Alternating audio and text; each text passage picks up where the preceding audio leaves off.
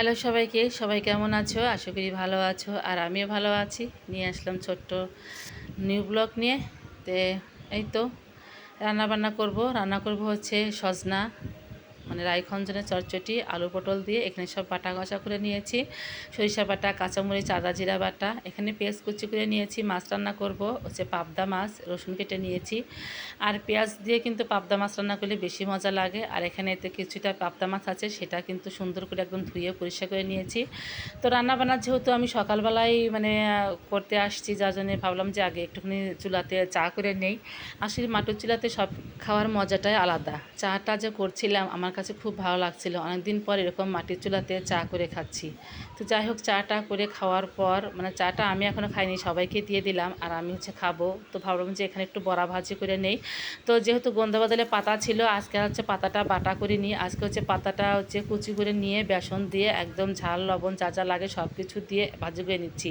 আর এভাবে বড়া ভাজি করে যে এত মজা লাগে, আসলে না খেলেই বুঝতে পারতাম না। তো এখন থেকে ভেবেছি যে এত খাটনি করে আর বড়াটা ভাজি করে খাবো না। এখন এইভাবেই বড়া ভাজি করব, খেতে একই মজা লাগে, ওই সেই সেই স্বাদটাই লাগে আর কি।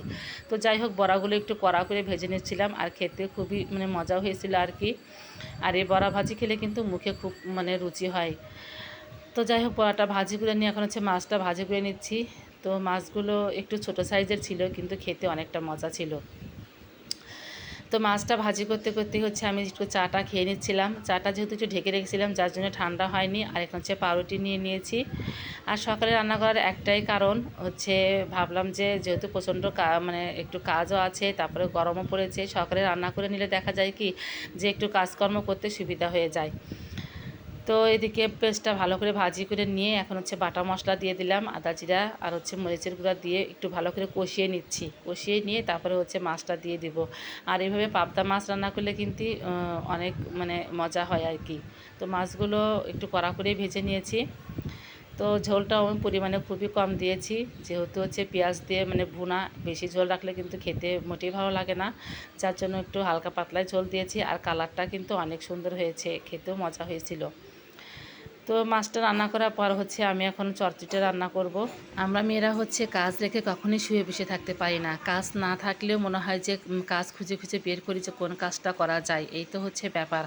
কারণ কাজ ছাড়া আমরা কিছুই বুঝি না। আবার একসময় দেখা যায় কিন্তু কাজ না করতে করতে একটু বিরক্ত লাগে। বিরক্ত লাগলেও তারপরেও কাজটা করতে বেশি ভালো লাগে।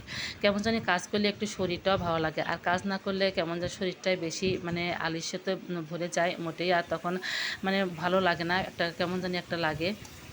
তো যাই হোক, এর কথা বলতে বলতে কিন্তু আমি তো রাইখঞ্জনের চচ্চড়িটা রান্না করে নিচ্ছি। আর এভাবে রাইখঞ্জনের চচ্চড়ি রান্না করলে কিন্তু খেতে বেশ মজা লাগে। আমি কিন্তু কাঁচামরিচ বাটা দিয়েছি, কেমন জানি আমার কাছে কাঁচামরিচ বেটে দিলে বেশি ভালো লাগে, যার জন্য একটু বেটে দেওয়ারই চেষ্টা করি। তো যাই হোক, ওই তো অনেক সুন্দর করে সিদ্ধ করে নিয়েছি, একটু ঢাকনা দিয়েছিলাম।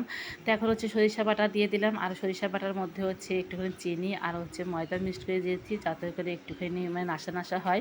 আর কালারটা কিন্তু অনেক সুন্দর হয়েছে, খেতেও বেশ মজা হয়েছিল। তো আজকের ভিডিওটা এ পর্যন্তই।